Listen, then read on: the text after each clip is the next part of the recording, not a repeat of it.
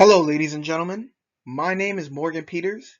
I'm in class CINF496, and today we'll be going through my social network analysis.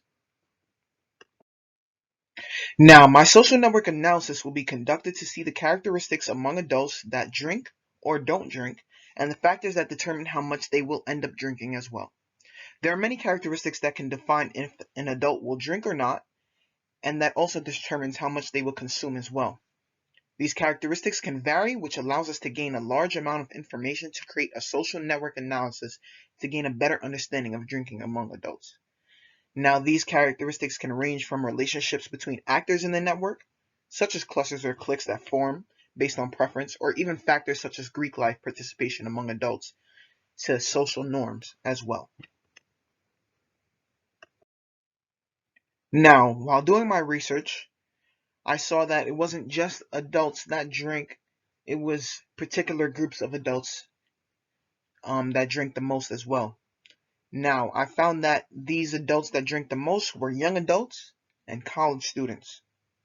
And now this was due to the fact that, according to Knox's studies from 2019, older adults do not seem to yield enough results when studied, so they can't be the main focus group of an analysis. Now, the next question I pose would be, which characteristics are shared among adults that consume alcohol? And during my research, I found that cliques were created based upon alcohol consumption, and that people also tended to create two distinct groups: a moderate to high drinking group and a low drinking group. Now, during my research, I found that also, according to Knox's study from 2019, young adults tend to determine who they spend their time with and how they spend their time to a degree based on alcohol consumption and people that consume or don't consume alcohol. And studies show that adults that drink a lot tend to have close relationships with others that drink a lot, while on the other end of the spectrum, while those that do not drink as much tend to have close relationships with others that don't drink as much. And I got that from my Zell study from 2015. Now, the third question I posed in my research and to the audience is, what factors determine how much an adult will drink? Now, the three factors I found that contributed to this were neighborhood drinking culture, peer drinking norms, and your peers/your close ties.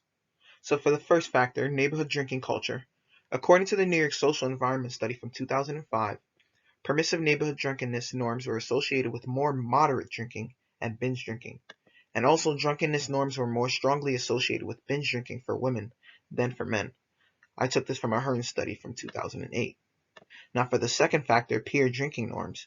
Studies show just how effective social and peer drinking norms are on the amount of adult alcohol consumption.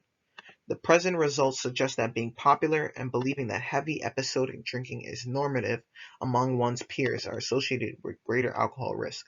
And furthermore, alcohol risk associated with nominating more peers may be enhanced or lessened, depending on students' peer drinking norms. I pulled this from DiGiuseppe's study from 2018.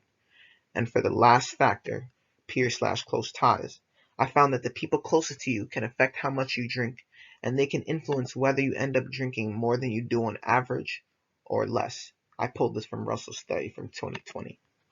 The relationships between students' personal drinking behaviors and the drinking behaviors of their closest ties can vary, especially when affected by different factors such as Greek life, which can also greatly affect the social network analysis based upon drinking. Studies on college students concluded that students with higher alcohol usage scores were more likely to nominate persons close to them that engaged in more frequent, higher quantity drinking, and were also likely to mirror drinking behaviors to that of their close ties. And I pulled this also from Russell's study from 2020. Lastly, I would like to show you this graph. Now, this graph is a social network analysis of the alcohol misuse among college students in Texas. The main characteristics that determine this alcohol misuse, according to this graph, similar to my own studies and research, were found to be Greek life, peer pressure, and college drinking culture. Now, while also reading through this graph, I noticed that there were other factors that I didn't find during my research, and these factors were coping with stress, psychological well-being, loss of relationships, family alcohol use, and even lack of a support network. This graph shows the many different characteristics that can entice a young adult to misuse alcohol. These are the sources I used.